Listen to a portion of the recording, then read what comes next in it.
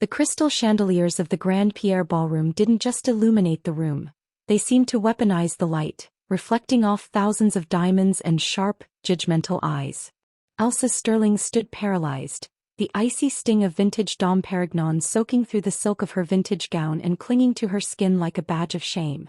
The golden liquid dripped from her chin, splashing onto the polished marble floor with a sound that felt louder than a gunshot in the sudden, suffocating silence of the elite.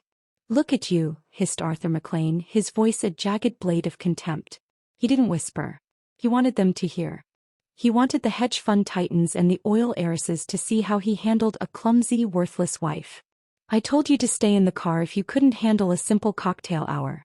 You're a stain on this evening, Elsa." A literal stain. A ripple of cruel, muffled laughter rolled through the crowd. Elsa didn't look up. She couldn't. Her vision was blurred by the stinging alcohol and the hot, prickling threat of tears she refused to shed. She was the invisible woman, the shadow attached to the rising star of McLean Holdings, a woman whose only job was to look pretty and stay silent. Tonight she had failed at both simply by existing in Arthur's line of sight when his ego felt bruised. Hello to all of you incredible souls tuning in today. It is truly a pleasure to have you here in our storytelling sanctuary. Whether you are joining us from the bustling streets of New York, the quiet suburbs of London, or the vibrant heart of Lagos, we see you and we appreciate you. How are you all doing today? I hope you're feeling empowered and ready for a story that reminds us all of our hidden worth. If you haven't already, please do hit that subscribe button and join our growing family. Your support is the heartbeat of this channel, and we have so many more emotional journeys to share with you. The humiliation was a physical weight, pressing the air out of Elsa's lungs. She could feel the stares, pity from some but mostly a cold, detached amusement. To these people she was a prop that had malfunctioned. Arthur took a step back, adjusting his silk tie with a smirk of satisfaction, ready to walk away and leave her standing in a puddle of her own degradation. But then the air in the room changed. It didn't just shift, it curdled.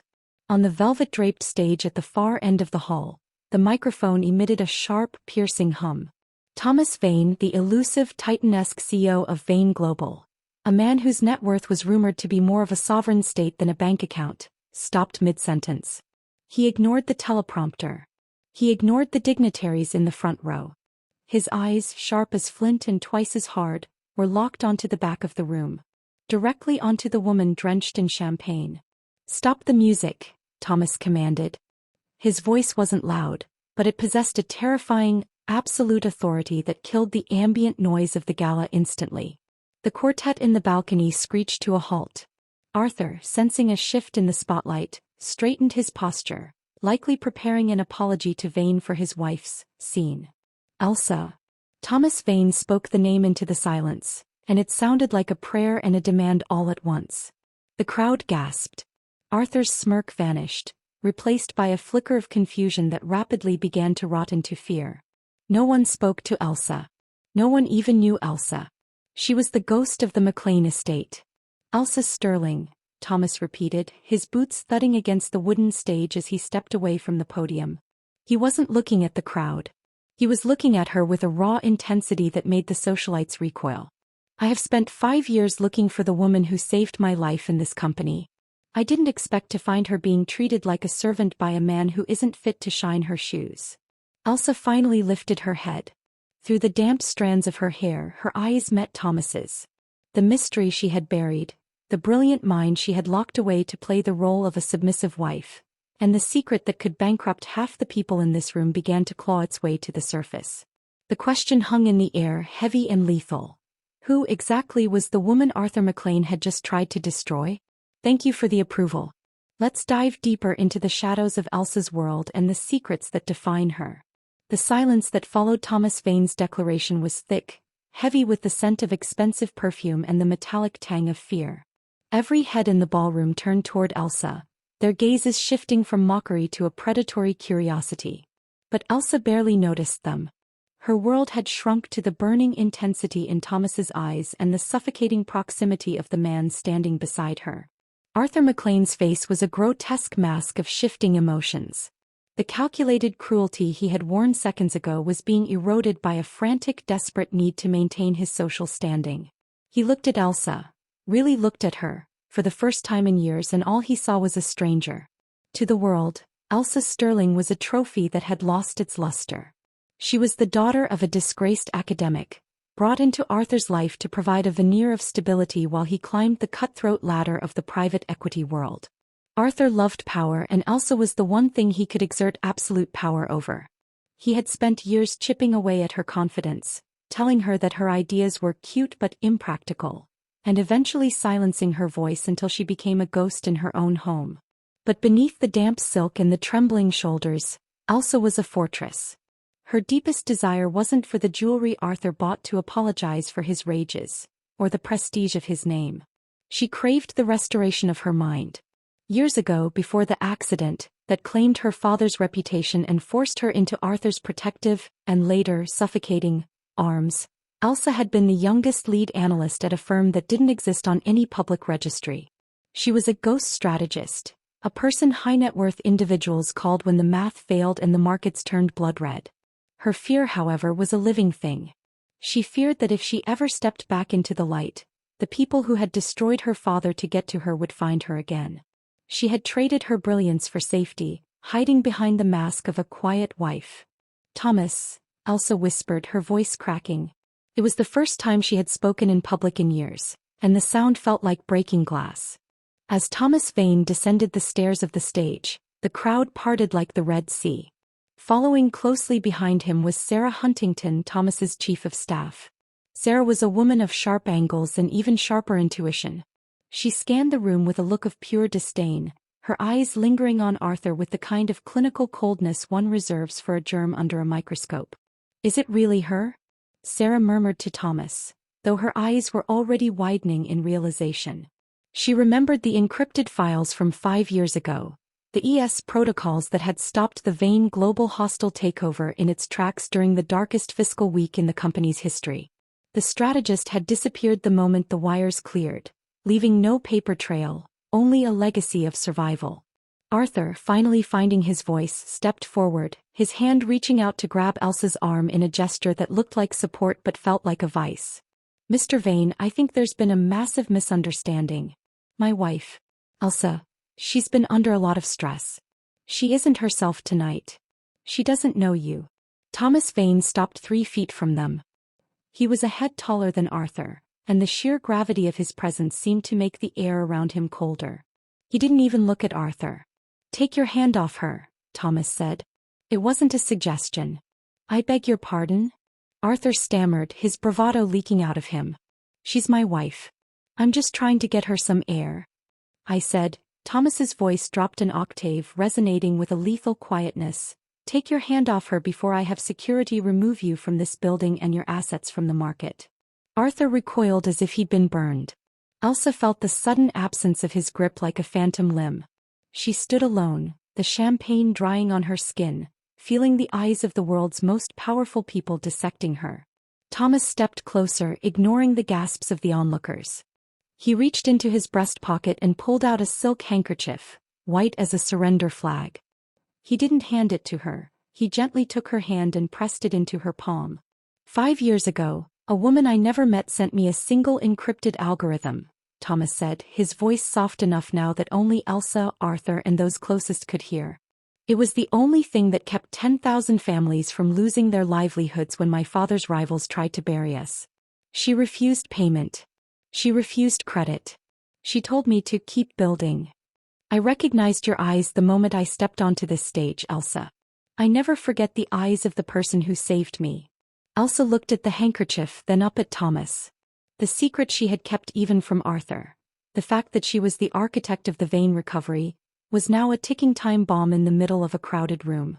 Behind them, a woman in a crimson dress, Elena Vance, a rival developer who had been trying to court Arthur's firm for months, stepped forward with a fake, fluttering smile. "Mr. Vane, surely you're mistaken. This is Elsa McLean. She spends her days at garden committees and charity luncheons. Well, she's quite simple, really." Thomas finally turned his gaze to the crowd. A slow, terrifying smile spread across his face. "Simple? You think the woman who cracked the Zurich encryption is simple?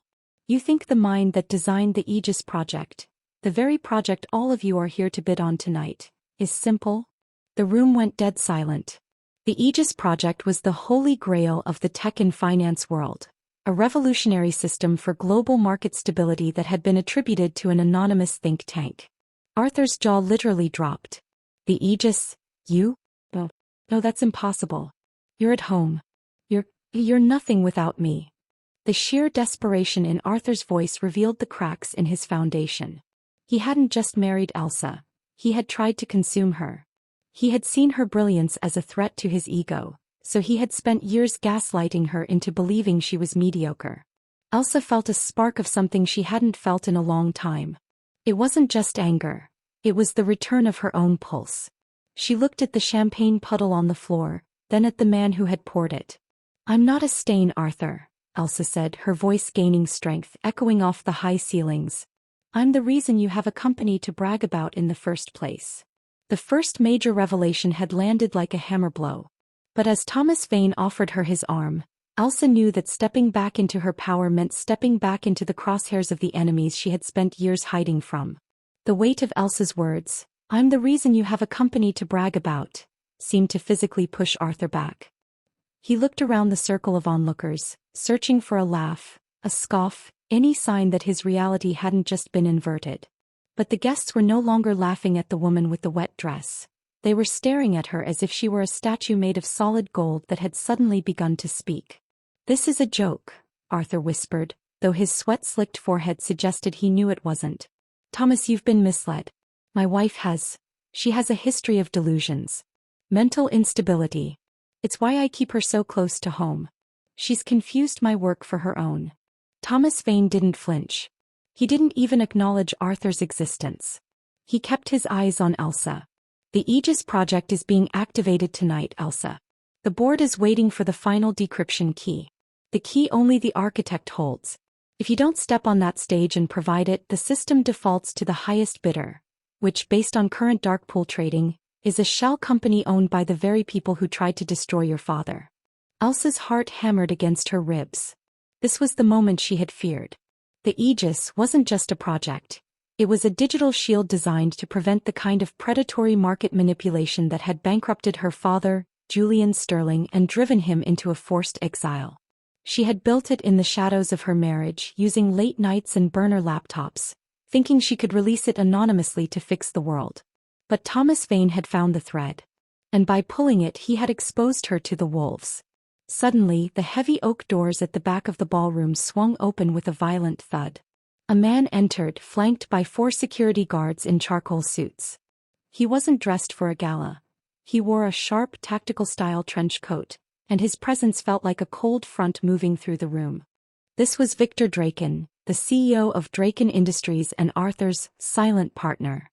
The man Arthur had been terrified of for years. "Mr. Vane," Draken called out, his voice a gravelly baritone that commanded the room. "I'm afraid there's a legal complication.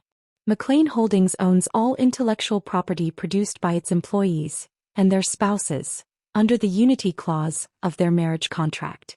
If Mrs. McLean is indeed the architect of Aegis, then Aegis belongs to me." Arthur's eyes lit up with a sickening realization. "That's right. The contract. Victor, you're right. Everything she does for the firm. For me." The crowd murmured. This was the ultimate twist. A marriage not just of hearts but of legal entrapment. Elsa felt the walls closing in. She had been so careful to stay hidden, but in her silence she had allowed Arthur to sign away her soul. "I didn't write a single line of code on a McLean computer," Elsa said, her voice trembling but firm. "Doesn't matter, darling," Arthur sneered, regaining his footing now that Draken was behind him. "The contract covers everything. You're a McLean. Your mind is my asset." It was a moment of pure, unadulterated shock. The woman who had just been revealed as a genius was being told she was essentially a piece of property. But Thomas Vane took a step forward, shielding Elsa from Draken's line of sight. "There's a flaw in your logic, Victor. And a bigger one in yours, Arthur." Thomas turned to Elsa, and for a fleeting second, the coldness in his eyes softened into something resembling admiration, or perhaps something deeper. "Elsa, do you remember the legacy protocol you embedded in the Vane recovery 5 years ago?" Elsa nodded slowly. "It was a failsafe. If the company was ever under threat of a hostile takeover by a bad actor, the entire infrastructure would migrate to a pre-selected sovereign entity. Exactly, Thomas said, a ghost of a smirk playing on his lips. And 5 minutes ago when Arthur poured that champagne on you, my chief of staff triggered a background check on the McLean marriage contract. You signed that document under the name Elsa McLean. But the architect of Aegis, the person who holds the Vane Legacy Protocol, is registered under the name Elsa Sterling. Thomas leaned in closer to the microphone on his lapel, his voice booming through the speakers so everyone could hear. And since Elsa never legally changed her name on her professional certifications or her father's estate, your unity clause is as worthless as the champagne on this floor. The revelation hit like a thunderclap. Elsa hadn't just hidden her work. She had hidden her very identity, maintaining a legal separation that Arthur in his arrogance had never even checked. He had been so sure she was his that he never bothered to see if she truly existed on paper. You lied to me? Arthur gasped, his face turning a mottled purple. For 7 years? I didn't lie, Arthur, Elsa said, stepping out from behind Thomas. She felt a surge of adrenaline, a fire that had been dormant for a decade. I just stopped talking. You were the one who decided I had nothing to say. Before Arthur could respond, Victor Draken stepped forward, his eyes narrowing. This isn't over. Aegis is too valuable to let go because of a naming technicality. If she won't hand it over, we'll see how she fares in a courtroom that I own. The threat was clear. The battle wasn't just about a gala or a dress. It was a war for the future of the global economy, and Elsa was the prize. I won't be going to your courtroom, Victor, Elsa said, her voice ringing with a newfound authority. She looked at Thomas. Is the terminal ready? Waiting for you, Thomas replied. But as they turned toward the stage, the lights in the ballroom flickered and died. A panicked scream erupted from the back of the room. When the emergency lights kicked in, dim and red, Elsa realized with a jolt of horror that Sarah Huntington, Thomas's chief of staff, was gone. And in her place was a single black envelope resting on the podium. The stakes had just shifted from financial to fatal. The disappearance of Sarah Huntington sent a jolt of pure ice through Elsa's veins. This wasn't just corporate maneuvering anymore. Victor Draken had shifted the game into the realm of physical threat. Thomas Vane was at the podium in 2 strides, his hand hovering over the black envelope. He didn't open it immediately. He looked at Elsa, his eyes communicating a silent, urgent warning. Stay close to me, he mouthed. Arthur, meanwhile, was stumbling through the dim light, his voice high and shrill. Victor. What is this? This wasn't part of the plan. We were just supposed to lean on her legally. Victor Draken didn't even look at Arthur. He was staring at the stage, a predatory smile tugging at the corner of his mouth. Plans evolve, Arthur. You're a small-town thinker. You see a wife, I see a key. And I never let a key walk out of the room. Thomas ripped open the envelope. Inside was a single translucent memory stick and a note written in elegant, chillingly calm handwriting. The Aegis key for the girl. You have 60 minutes before the Huntington woman becomes a permanent market loss. They've taken her to the sub-level, Thomas whispered, his jaw set in a hard line. He turned to the crowd, his voice regaining its boom even without the mic. Ladies and gentlemen, please remain calm and stay in the ballroom. Security is locking down the perimeter for your safety. It was a lie and Elsa knew it. Security was likely compromised. Thomas grabbed Elsa's hand. His grip was warm, steady, and for the first time in years, Elsa felt like she wasn't being held down but held up. We can't give them Aegis, Elsa said as they ducked behind the velvet curtains of the stage, heading for the service elevator. If Draken gets his hands on the encryption, he won't just control the markets. He'll be able to trigger a global collapse at will. He'll hold every government on Earth hostage. I know, Thomas replied, his pace frantic as they navigated the narrow, dim service corridors. But I won't let Sarah die for a piece of software. It's not just software, Thomas. It's my father's legacy. It's the only thing that can stop people like Draken and Arthur. They reached the elevator, but the buttons were dead. Thomas cursed, slamming his fist against the steel door. They've cut the internal power. The maintenance stairs. Elsa said, her mind suddenly firing with the analytical speed that had once made her a legend.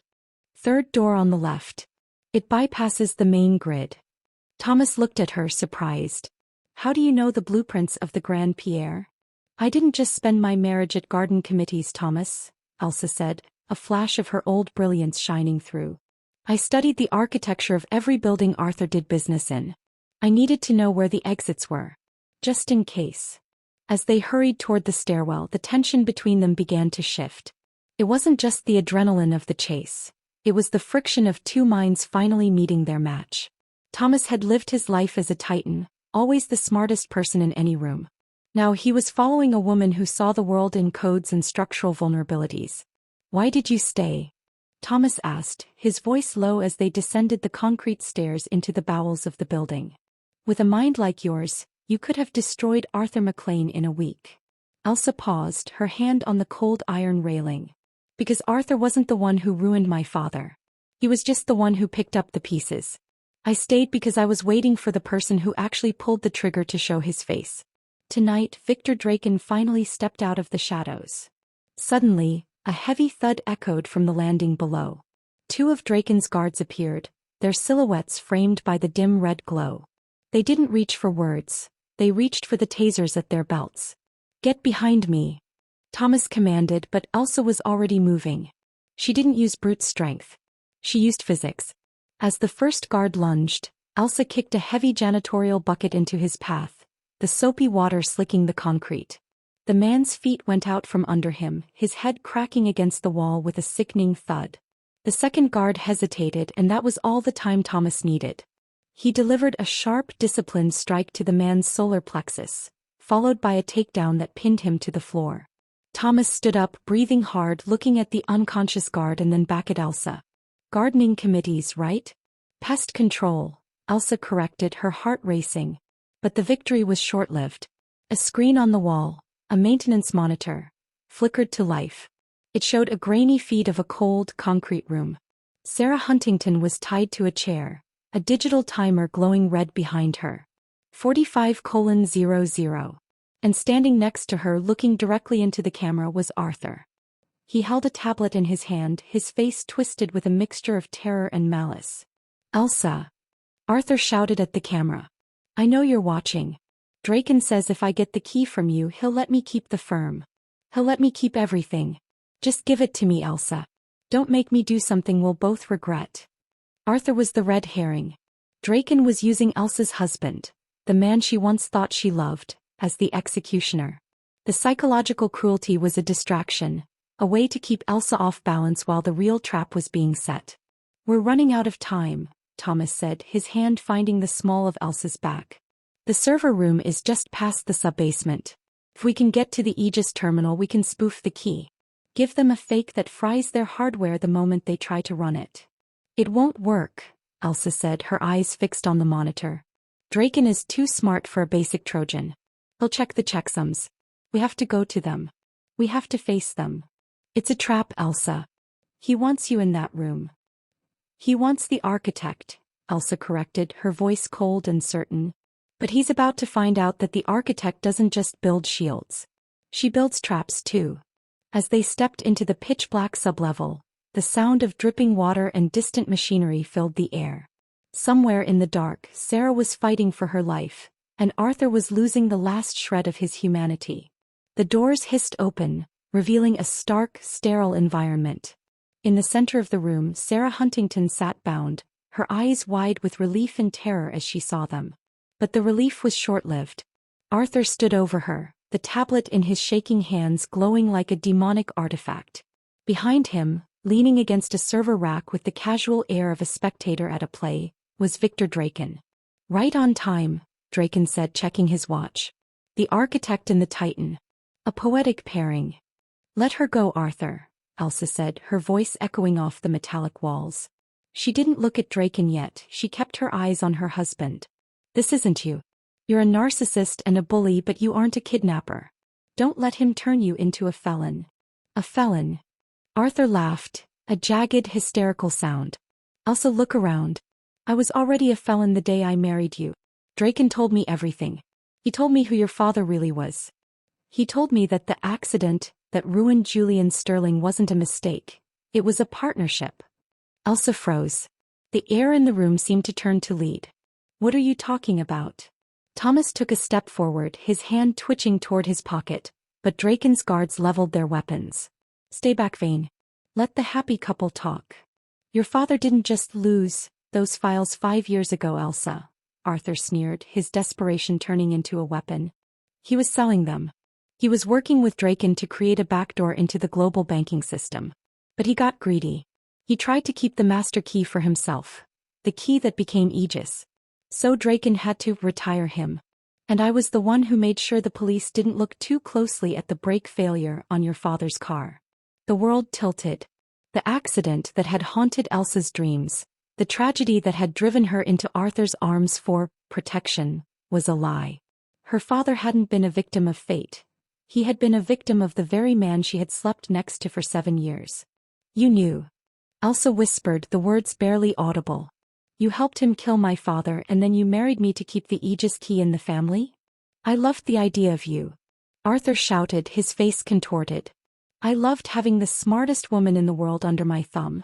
Made me feel like a god. But Draken is right, you're just a key. And I'm tired of waiting for the lock to turn. There's one more thing, Elsa, Draken interrupted, his voice smooth and lethal. Your father didn't just leave you the key.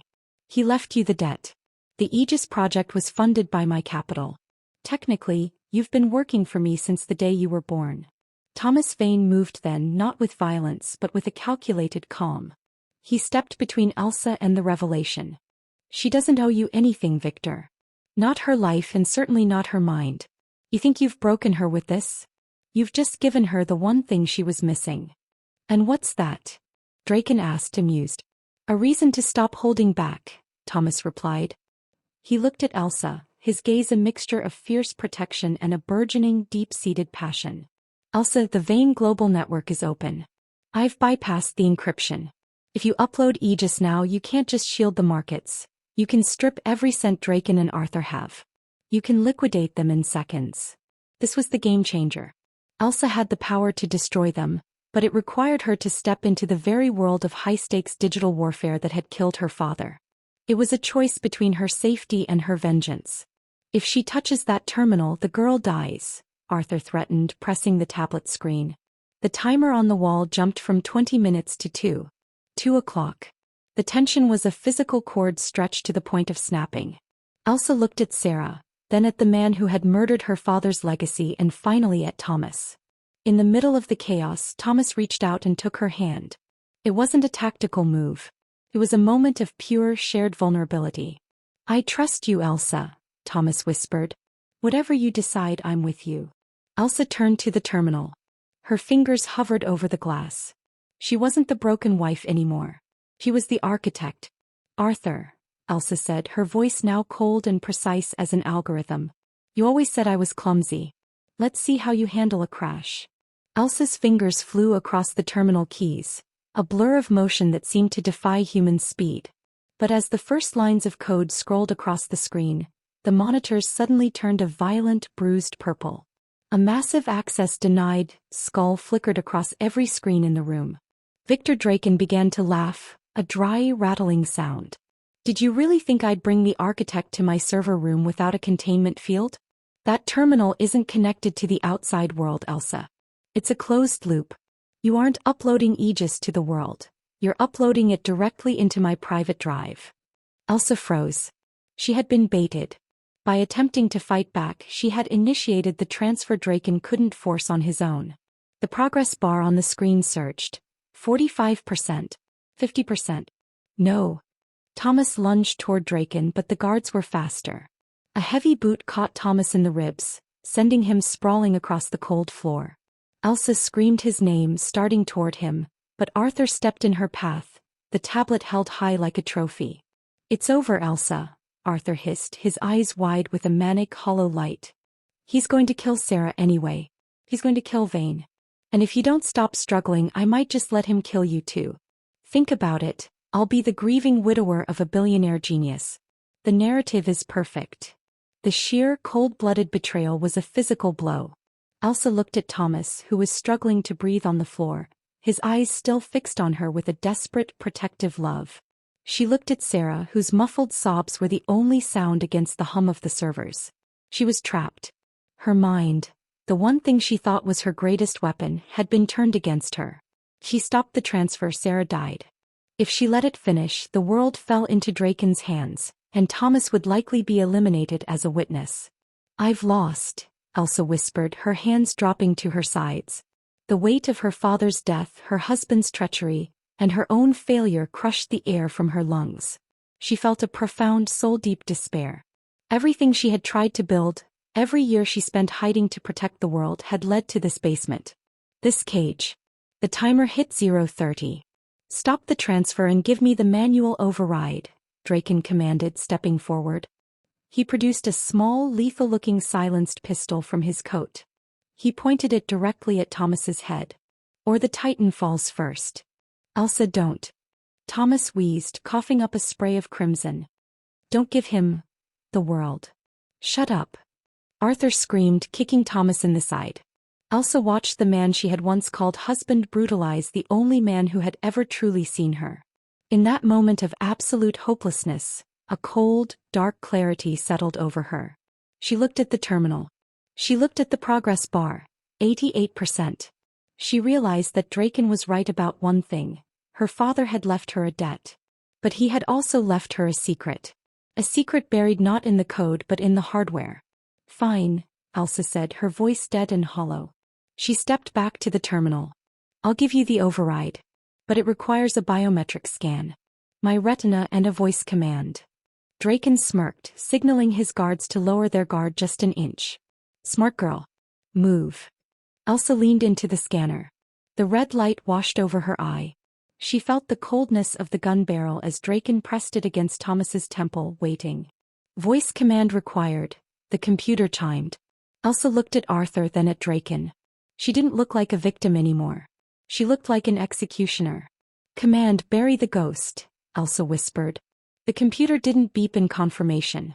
Instead, every server in the room emitted a high-pitched, agonizing whine. The lights didn't just flicker. They exploded in a shower of sparks. What did you do? Draken roared, the darkness swallowing the room. But Elsa didn't answer. In the pitch black, she heard the sound of the timer hitting 0. But instead of an explosion, there was only a soft, mechanical click. Elsa felt a hand grab hers in the dark, rough, calloused, and familiar. Thomas. Run, he choked out. But as they scrambled toward the exit, a gunshot echoed through the concrete chamber, followed by a scream that sounded hauntingly like Arthur. Thomas. Elsa's voice was a desperate rasp as she felt through the dark, her fingers brushing against the rough wool of his suit jacket. I'm here, he groaned, his hand finding hers. His grip was weak, but the heat of his palm was a lifeline. What was that command? The whole grid, it's dead. Not dead, Elsa whispered, helping him to his feet. Isolated. Bury the ghost wasn't a delete command. It was a physical override. It triggered the fire suppression halon gas in the localized drives and short-circuited the external uplink. Draken's private drive didn't get Aegis. It got a feedback loop that just fried his entire digital infrastructure. He's bankrupt, Thomas. He just doesn't know it yet. A low, guttural moan came from the corner of the room.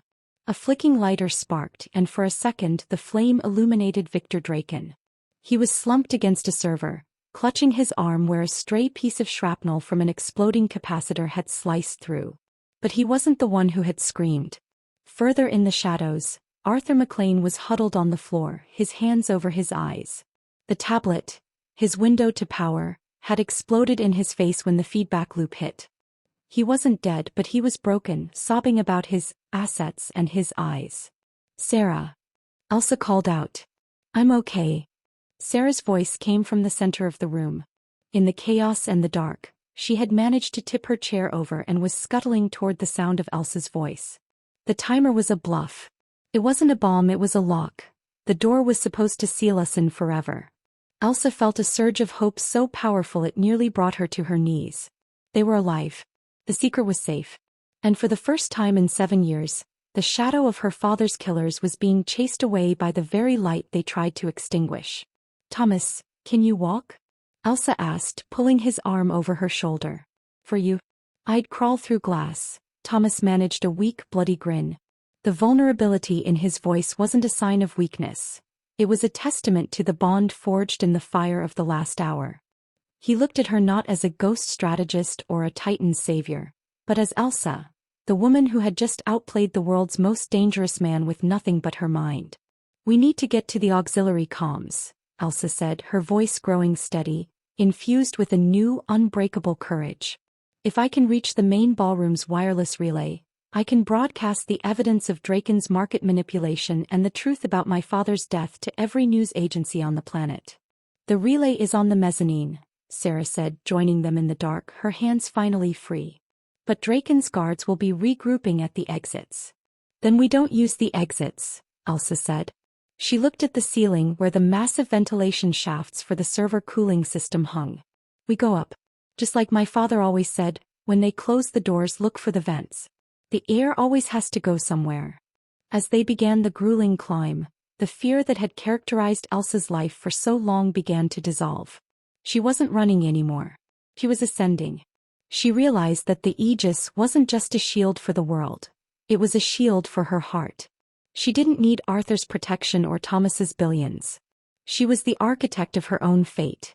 In the cramped, dusty ductwork, Thomas reached out and squeezed her hand. "After this is over," he whispered, his voice echoing in the small space, "I don't want a savior. I want to know the woman who built the shield." Elsa smiled in the dark, a genuine, radiant expression. "She's been waiting a long time to meet you too." They emerged through a maintenance grate onto the mezzanine overlooking the Grand Pierre ballroom. Below, the elite of the world were in a state of controlled chaos. The emergency lights were still a haunting red, and the guests were huddled in small, frightened clusters. "There," Elsa pointed to the glass-walled tech booth at the edge of the balcony. It housed the master control for the Gala's massive panoramic LED screens, the very screens Thomas was supposed to use for his keynote. They slipped inside just as a team of Draken's guards reached the ballroom floor below, looking up. One pointed toward the mezzanine. "They're there. Stop them." "Sarah, lock the door." "Thomas, I need your master biometric bypass to link with the Aegis core," Elsa commanded. Her fingers were already dancing across the console, waking up the dormant systems. Thomas didn't hesitate. He leaned over the console, his shoulder brushing hers, and pressed his thumb to the scanner while entering a complex alphanumeric string. "The Vane global satellites are yours, Elsa. Do it." As the guards began battering against the reinforced glass door of the booth, Elsa initiated the legacy protocol. She wasn't just sending data, she was unleashing a tidal wave. Suddenly, the massive LED screens surrounding the ballroom flickered to life, drowning the red emergency glow in a brilliant, blinding white. The chatter below died instantly as the video began to play. It wasn't a corporate presentation. It was a mosaic of horror and truth. The screens displayed the decrypted files Draken had tried to steal, bank records showing the systematic draining of her father's accounts, encrypted messages between Victor Draken and Arthur McLean discussing the brake failure on Julian Sterling's car, and a live stream of the server room below, where Arthur sat blinded and broken and Draken clutched his stolen gun. "Look," someone screamed from the ballroom floor. The guests watched in stunned silence as the voice of Victor Draken filled the room through the surround sound system, captured by Elsa's hidden burner phone during their confrontation. "Your father didn't just lose those files. I had to retire him.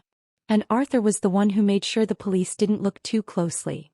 The ultimate twist wasn't just the revelation of the crime, it was the global activation of Aegis. On the screens, a world map appeared with thousands of red nodes turning green. "I'm not just exposing them," Elsa said, her voice amplified through the entire building. She stood at the edge of the booth, looking down at the guards who had stopped their assault on the door, frozen by the sight of their employer's downfall on every screen. "I am launching the Aegis shield. From this moment on, every dollar stolen by Draken Industries and McLean Holdings is being frozen and redistributed to the charities Julian Sterling spent his life trying to fund." The ballroom erupted. It wasn't a cheer, it was a roar of realization. The man they had feared and the man they had mocked were both being dismantled in real time by the woman they had ignored. Victor Draken burst onto the ballroom floor from a side exit, his gun drawn, his face a mask of pure, unadulterated rage. He looked up at the tech booth, aiming at Elsa. "I'll kill you. I'll burn it all down before I let you have it." But he was too late. The elite guests, once his sycophants, now saw him for what he was. A cornered animal whose teeth had been pulled. Before he could pull the trigger, the gala's own private security, men who recognized the shifting of the tides, swarmed him, disarming him with a brutal efficiency that mirrored Elsa's digital strike. Elsa turned away from the glass. The adrenaline that had sustained her finally began to ebb, replaced by a profound sense of justice. He looked at Thomas. "You did it," Thomas whispered, his eyes shining with an emotion far deeper than professional respect. He reached out, his hand cupping her cheek, and for a moment the high-tech chaos of the room vanished. "You saved them all, Elsa. Including me." "I saved myself, Thomas," she corrected, leaning into his touch. "For the first time in my life, I'm not hiding." The guards were being led away in handcuffs, the police were swarming the lobby, and the ghost strategist had finally stepped into the sun. The victory was absolute, the redemption was complete, and the man who had poured champagne on her was now nothing more than a footnote in her legendary ascent. Justice has been served. Can you believe the sheer guts it took for Elsa to broadcast that to the entire world? The look on Draken's face when his own words came back to haunt him was everything. 6 months later, Elsa Sterling stood on the balcony of a modest but high-tech office overlooking the harbor. She wasn't wearing a vintage gown soaked in champagne.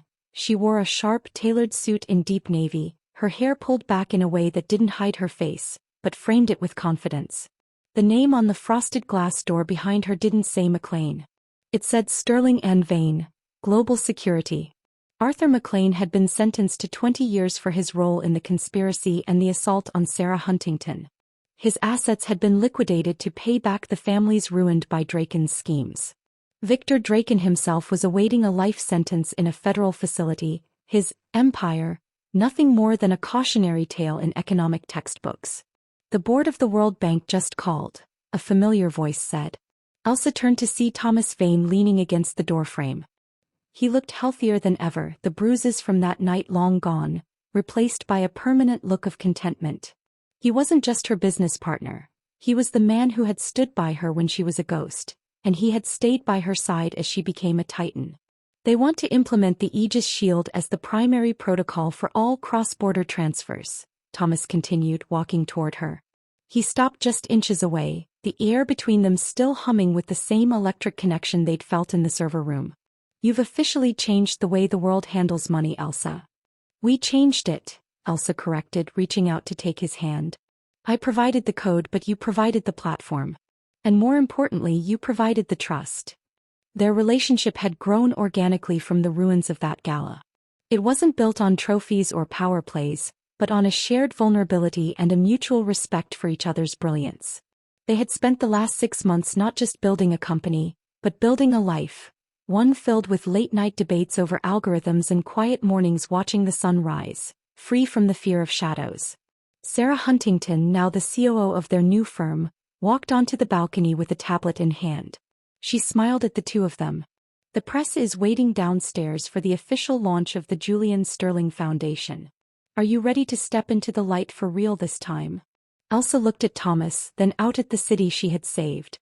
She remembered the girl in the wet dress, the girl who had been told she was a stain.